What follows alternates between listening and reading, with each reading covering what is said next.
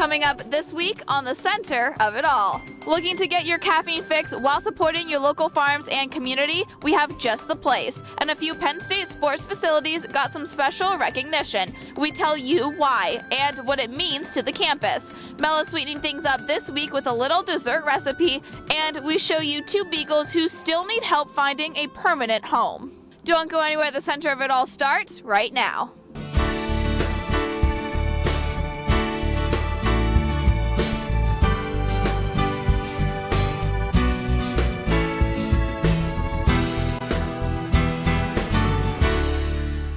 Good morning, welcome to the Center of It All. We are in the beautiful town of Lamont on this chilly but still beautiful Sunday morning. Now, most of us have to start our day with a cup of coffee, but if you're looking for something a little more local and personal, then Ingle Bean Coffee could be the next stop for you to get your next cold brew. Ingle Bean Coffee in Millheim is under new ownership as of January 1st. The new owner, Dennis Whittinghill, is already making new changes to the menu and the schedule to give it a more local community feel. Community had a lot of things that they wanted out of this coffee shop, like longer hours and maybe game nights and things like that. So I'm just fulfilling the need of the community and having fun doing it at the same time. And coming from the busy city life of New York, Whittinghill wanted to provide a local spot where people could come and hang out as friends and enjoy their town. The thing I missed about living in the city was having a community. Sense of community, my friends around, being able to go outside and just open up a bottle of wine or grab a coffee and just have all my friends around me and interact with people. It's one thing I miss. So the universe kind of just put this out there. It became available to buy, and I haven't been working for a couple years and I needed a job, so I decided I'll buy this and build some community here. One of the ways he's doing that is sourcing most, if not all, of the ingredients and resources for his menu items from local farms. Something he says wasn't really being done in the past, and he's trying to change that. They weren't doing too much local. It wasn't, advertised, or it wasn't really sourced local. So that's one of my main goals here, is to bring a lot of local to it. Where does the food come from? Mostly from farms right here in the area and the surrounding valleys. I was running a little late today because I bought some eggs from my Amish neighbor about 2 farms down. The land that I bought my property from is a beef and cheese farmer. So we use their cheese here, and sometimes we use their meat too for like beef and cheese plates. Mostly local farms. Just right around my own house in Woodward and around the valley, I like to source most of my meats and veggies from. Because of this, it's an almost guarantee that what you are ordering is being made with fresh, picked up that day ingredients fresh off the farm. Because we're doing very local and fresh, we source a lot. Every day, every other day maybe I'll stop off at one of the farms, pick up what we need. So yeah, it's pretty much a daily thing. We go shopping at some Amish farms in the next valley over that we go to often, or they deliver. We actually work with Elk Creek on our orders, so we both source a lot of the same food from the same farms. With the farm-to-table movement becoming increasingly popular over the last few years, he says that's something he wants to bring to the tables here in his coffee shop for his customers. I want to get involved in the local food movement. I want to eat healthier. I want to eat, non-spray food and organic and just healthy food. So it's the same thing I want to offer to my customers here in the community. So it's very important. And it's not just the food that come from local farms. Even the coffee is brought in from a roaster in Huntington, and they are hoping to expand that even more. We're trying to work with other local roasters too, like Rock Raw. So we're trying to get different roasters to do like an Ingle Bean blend. So you could have, a taste of different local roasters in the area. And if you're stopping by for a cup of coffee or a quick bite, we had to know, what's the one menu item you have to try? According to Whittinghill, the Asian meatball wrap. It's Asian style meatballs with like ginger and like an Asian sauce and a ginger coleslaw in a wrap. But it wasn't just bringing in local menu items that Whittinghill wanted to change. He wanted this place to be where people could come to see friends, strengthen community, and support their small town. I'm trying to position this by having later hours and more events here to make it a staple in the community so people can come here. When you go to a place like Starbucks, not taking anything from them, but you know, it's a very corporate, kind of coffee place, very, it's not really community oriented. I want to keep it small, local, and just, build friends and community. That community feel comes when you can fill up your coffee with a mug of your choice and sit down on a couch or a chair in front of the fireplace to work, giving you that hanging out at grandma's house rustic feel. He says the community has responded really well to the changes he's made over the last few months, and he hopes to keep making a positive impact on the Millheim community through keeping his doors open longer and, of course, coffee. Like the events I'm having, open mic night has been really great. There's been a lot of kids, for the first time coming over their shyness and talking in front of people. Game night has been great. It's been bringing a lot of kids also, that have nothing to do in the evenings, especially in a small town like this. There's not much to do, a lot of opportunity to get in trouble. So I think, having having this open in the evenings is going to alleviate some of that. What do you think? Do you like the farm to table movement and that what you're eating is coming from your local farmers? Be sure to let us know on our Facebook page. When we come back, we check in with our sports reporter, Allison Luthman, and she gives us the updates on some of Penn State's sports facilities. Welcome back. This year, Penn State athletics weren't the only ones receiving recognition for their accomplishments this year. The fan experience has been awarded as well. Allison Luthman has more. Both Beulah Arena and Beaver Stadium were listed among Stadium Journey's top 100 venues in North America, making Penn State the only university in the nation to have 2 venues on that list. Penn State marketing manager Dana Cruzy told me earlier this week just a little bit more what goes into making these experiences some of the best.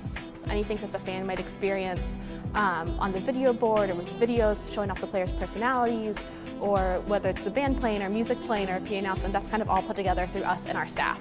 And we're always working with our live video people too on the replays and what they're able to show. So anything a fan is experiencing as part of that true game atmosphere, that's us and our team.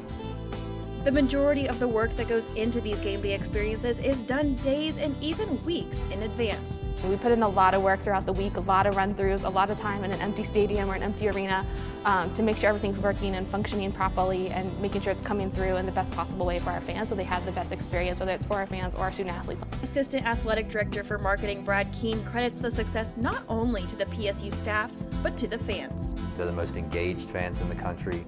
They're knowledgeable, they're experienced, they know how to act once they get into a stadium, so we actually get to have a lot of fun with it, right? Like, we play a song, they know to sing along. We put something up on the board, they know to get loud and yell. And so our job's actually easy. It's the support of the fan base and the community in general that really makes this place special. Without that, we're not in the top 100. From top to bottom, any position on game day, any position leading up to game day, everybody gives it 100%, and and it starts with our leadership, right? It starts with our athletics director. It also starts with our head coach, Coach Franklin, Coach Godowski. They expect nothing but the best, and they expect a first-class experience from start to finish. I mean, from the time someone pulls into the parking lot to the time they leave. Brad and Dana did both tell me how much these venues do help in terms of recruiting for the football and hockey team. When kids can come into a sold-out event, a whiteout, or they're just in that electric atmosphere, it really helps them make a decision and a commitment to Penn State. Thanks, Allison. This year, Beaver Stadium set a new record with 110,823 Nittany Lion fans showing up to show their support, breaking the previous record set in 2002. When we come back, Melanie is baking up a delicious sweet treat. Welcome back to the center of it all. This week, Mel is making a little something to serve up after you've had your main meal. Let's see what dessert she's cooking up for us on this chilly Sunday morning.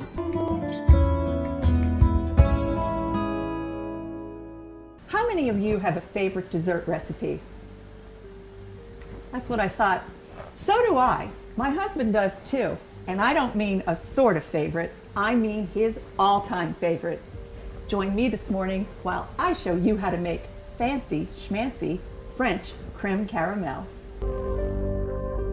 Creme caramel, also known as flan, is a sophisticated dessert eaten all around the world. It's a silky smooth custard baked in a caramel-coated mold in a water bath in the oven.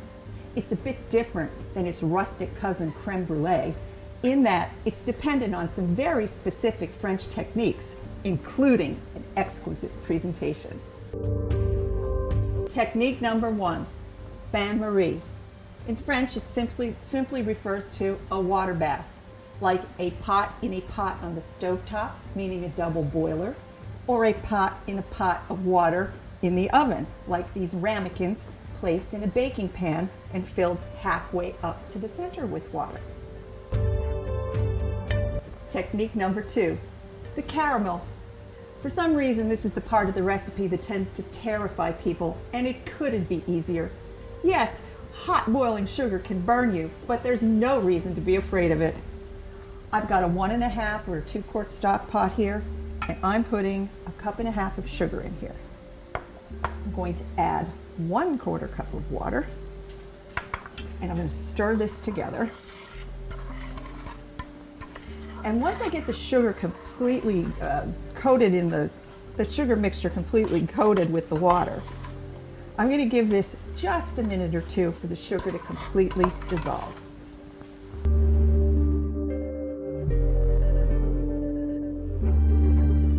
My sugar is all dissolved. I'll tip the pot for the camera. It's kind of gloppy. Now what I'm going to do is I'm going to take this over to the stovetop and show you how to cook it. Place the sugar mixture over medium-high heat and do not, under any circumstances, stir this simmering mixture. Everybody wants to do it, don't. It causes the sugar crystals to build up around the sides of the pan, and that's what causes caramel to burn.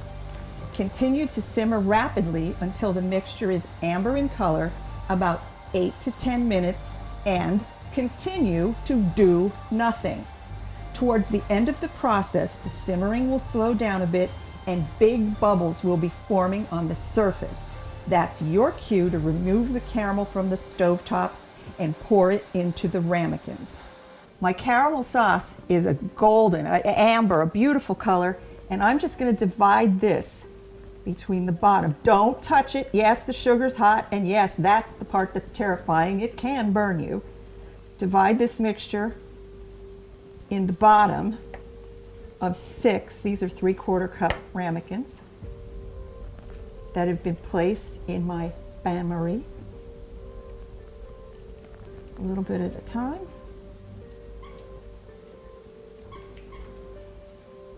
A little more in each one till it's all gone.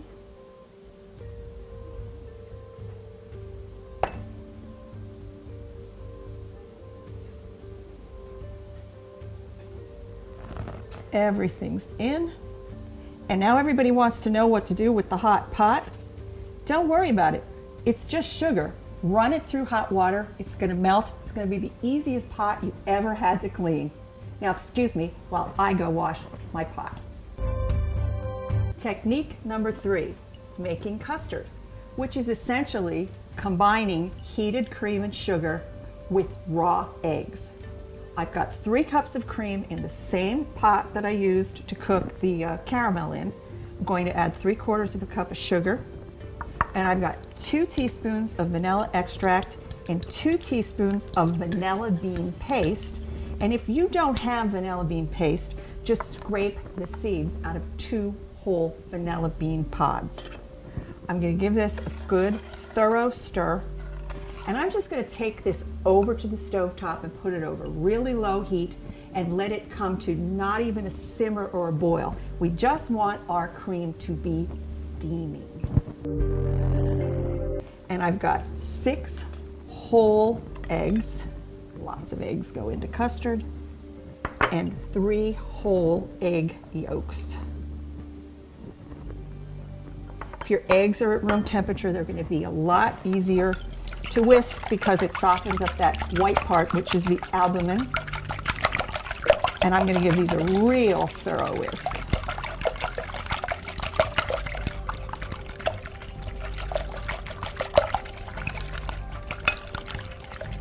That looks fantastic. I'm going to go check on my cream, and when I come back, we're going to finish this custard. Technique number 4, tempering the eggs. My steaming hot cream mixture, if I pour it all in here, I'm going to get scrambled eggs real fast. So tempering the eggs is kind of like telling your kids to control their temper. We're going to slowly raise the temperature of the eggs by slowly whisking in the cream mixture. A little bit at a time at first.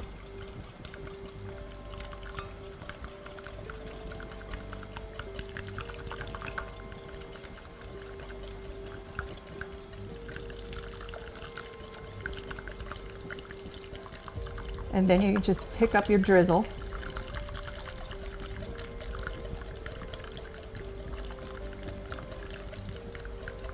When you're about halfway into it, the eggs can't scramble or curdle anymore.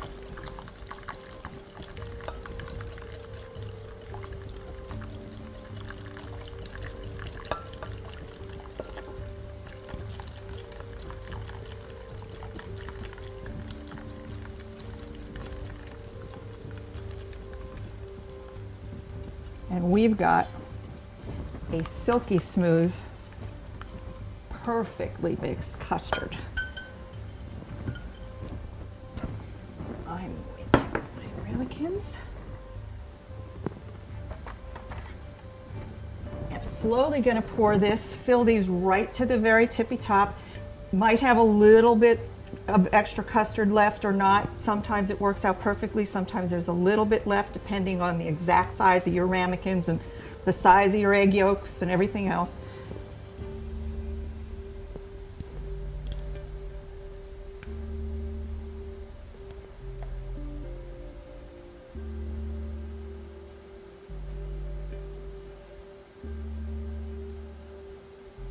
Oh, these look gorgeous. They're not even baked yet. It smells wonderful.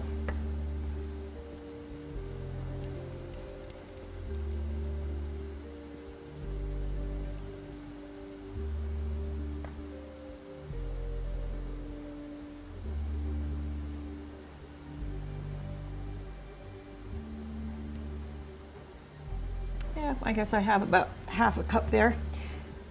I'm going to pop this carefully so I don't spill anything in a 300-degree oven, a very low oven, for about 35 to 40 minutes.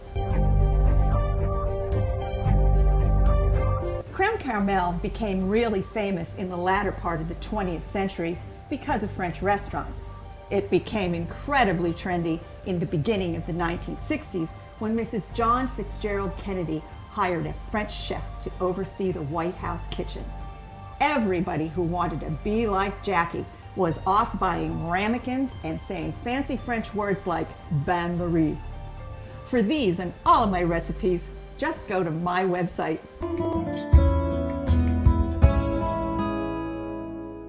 When we come back, we show you two beagles who are still looking for their permanent forever families. Welcome back. This week we're showing you two pups from Nittany Beagle Rescue who need your help in finding their forever families, Nancy Ann and Louie. Louie we showed you last week and he is in a foster, and Nancy Ann has been at the kennel since Thanksgiving. Thanks, Alicia. I'm here with Nancy Ann.